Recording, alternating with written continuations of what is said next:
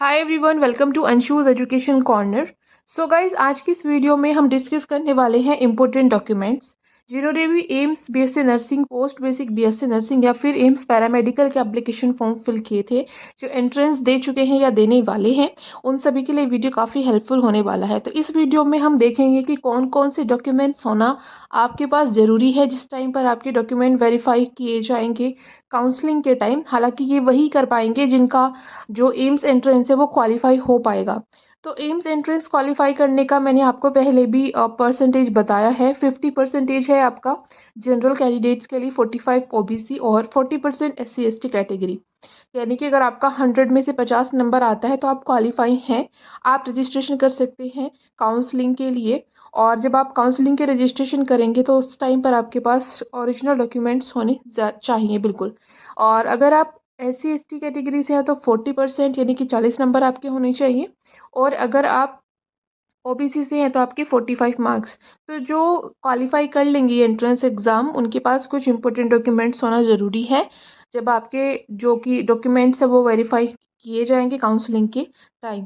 तो यहाँ पर हम देखेंगे कौन कौन से वो इंपॉर्टेंट डॉक्यूमेंट है। सबसे पहले तो आपका एडमिट कार्ड आपके पास होना चाहिए, जो कि आपने एम्स की तरफ से इशू कराया है, डाउनलोड कराया है। ठीक है, एग्जाम दे दिया इसका मतलब ये नहीं है कि आप एडमिट कार्ड को इधर उधर फेंक दें, उसको बिल्कुल संभाल कर आपको रखना है।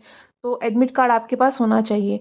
10th और 12th की सर्टिफिकेट, ठीक है, जो बोर्ड से आपको इशू हुई हो, सर्टिफिकेट जिसमें आपका डेट ऑफ बर्थ लिखा हो, वो आपको पास होना चाहिए, आपको लेके जाना है। ये सभी डॉक्यूमेंट्स आपके आपके पास ओरिजिनल भी होने चाहिए, प्लस आपके पास इनकी फोटो कॉपीज भी होनी चाहिए। ठीक है, तो 10th या 12th का सर्टिफिकेट जो कि बोर्ड से इशू होता है, जिसमें आपकी डेट ऑफ बर्थ लिखी हो, वो आपके पास होना चाहिए। Provisional passing certificate for qualifying examination. देखिए, अगर आप पोस्ट बेसिक बीएससी नर्सिंग के लिए अप्लाई किया है आपने, तो GNM अगर आप कर रहे हैं या कर चुके हैं लेकिन आपका एक्चुअल जो सर्टिफिकेट है वो नहीं आया है, तो प्रोविजनल पासिंग सर्टिफिकेट एटलीस्ट आपके पास होना चाहिए। ठीक है, जो कि अस्थाई सर्टिफिकेट में माना जाता है। इसके अलावा मार्कशीट्स, ठीक है, आपने कोई भी एग्ज़ाम दिया है उसकी मार्कशीट आपके पास होनी चाहिए, 12th की होनी चाहिए। या आप पोस्ट बेसिक के लिए अप्लाई कर रहे हैं तो आपके पास GNM की मार्कशीट होनी चाहिए। माइग्रेशन सर्टिफिकेट होना चाहिए यूनिवर्सिटी एंड बोर्ड से। इसके अलावा नो ऑब्जेक्शन सर्टिफिकेट होना चाहिए। जो स्टूडेंट्स GNM जिन्होंने कर लिया है किसी भी गवर्नमेंट, सेंट्रल गवर्नमेंट या फिर स्टेट गवर्नमेंट में जॉब कर रहे हैं, तो उनके पास नो ऑब्जेक्शन सर्टिफिकेट होना चाहिए, जो पोस्ट बेसिक के लिए एडमिशन लेना चाहते हैं। ठीक है, इसके अलावा PWD सर्टिफिकेट, यानी कि जो फिजिकली डिसेबल्ड हैं उनके पास PWD का सर्टिफिकेट होना चाहिए और वो ऑथराइज्ड होना चाहिए मेडिकल बोर्ड से। ठीक है, इसके अलावा कास्ट सर्टिफिकेट, अगर आप OBC नॉन क्रीमी लेयर से हैं या EWS से हैं, इकोनॉमिक वीकर सेक्शन से हैं, या SC ST से हैं, तो आपके पास कास्ट सर्टिफिकेट होना जरूरी है। यहाँ पर कास्ट सर्टिफिकेट में कुछ डेट की लिमिट दी गई है, वो हम देख लेते हैं।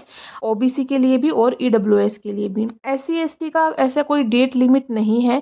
SC ST का किसी भी डेट का बना हुआ है वो चल जाएगा, लेकिन OBC और जो कि नॉन क्रीमी लेयर में आते हैं और आपका EWS के लिए पर्टिकुलर डेट यहाँ पर लिखी हुई है। ठीक है, तो वो डेट हम देख लेते हैं। OBC के लिए 9 जून 2023 से 8 जून 2024 के बीच का आपका सर्टिफिकेट बना होना चाहिए। बीएससी नर्सिंग वालों के लिए, पोस्ट बेसिक बीएससी नर्सिंग और पैरामेडिकल वालों के लिए 23 जून 2023 से लेकर के 22 जून 2024 के बीच का आपका बना होना चाहिए OBC non creamy layer certificate. वहीं अगर हम EWS की बात करें तो बीएससी नर्सिंग के लिए 1 अप्रैल 2024 से 8 जून 2024 के बीच का बना हुआ होना चाहिए, वही आपका एलिजिबल होगा। पोस्ट बेसिक बीएससी नर्सिंग और पैरामेडिकल के लिए EWS सेक्शन के लिए 1 अप्रैल 2024 से 22 जून 2024 के बीच का आपका सर्टिफिकेट बना हुआ होना चाहिए। तो अगर आप कैटेगरी बेनिफिट लेना चाहते हैं तो इन डेट के बीच का सर्टिफिकेट बना हुआ आपके पास होना चाहिए। अगर आपके पास ये सर्टिफिकेट्स नहीं हैं, आप OBC नॉन क्रीमी लेयर के हों या EWS के हों, और इस टाइम ड्यूरेशन के बीच का बना हुआ अगर आपके पास सर्टिफिकेट नहीं है लेकिन बाकी के सारे डॉक्यूमेंट्स आपके पास हैं, तो इसका ये मतलब नहीं है कि आपको एडमिशन नहीं मिलेगा। अगर आपने एग्ज़ाम क्वालिफाई किया है, बाकी के सारे डॉक्यूमेंट्स आपके पास हैं, तो आपको एडमिशन तो मिलेगा, लेकिन रिजर्वेशन का बेनिफिट आपको नहीं मिलेगा। फिर आपको एज अ जनरल कैंडिडेट की तरह ही लिया जाएगा। तो ये चीज़ है बस, इससे ज़्यादा ऐसा कोई प्रॉब्लम नहीं आएगा। SC ST कैटेगरी से बिलोंग करते हैं तो कभी कभी आपका बना हो वो आपका चल जाएगा। तो उसमें ऐसी कोई पर्टिकुलर डेट लिमिट नहीं है SC ST कैंडिडेट्स के लिए। और यहाँ पर आपका मेडिकल एग्जाम भी होगा। मेडिकली फिट आप होना बहुत ही ज़्यादा ज़रूरी है। अगर आप मेडिकल अनफिट हैं तो प्रॉब्लम आ सकती है एडमिशन के टाइम पर। तो ये कुछ डॉक्यूमेंट्स हैं जो आपके पास होने चाहिए। आगे जब भी काउंसलिंग का प्रोसेस होगा, कोई भी अपडेट्स आपको मिलेगा, तो इस चैनल अंशुज एजुकेशन कॉर्नर पर वो सारे डिटेल आपको अब टाइमली मिल जाएंगी। तो अगर आपने सब्सक्राइब नहीं किया है चैनल को तो आप सब्सक्राइब कर लीजिए, बेल नोटिफिकेशन को भी प्रेस कर लीजिए ताकि हर अपडेट आपको टाइमली मिल जाए। नेक्स्ट वीडियो जो एम्स के रिगार्डिंग होने वाली है वो फीस स्ट्रक्चर, हॉस्टल एकोमोडेशंस के रिगार्डिंग होने वाली है। तो वो वीडियो भी आपके लिए बिल्कुल भी देखना ना भूलें। तो गाइज जल्दी मिलती हूँ एक नई वीडियो में। Till then bye bye.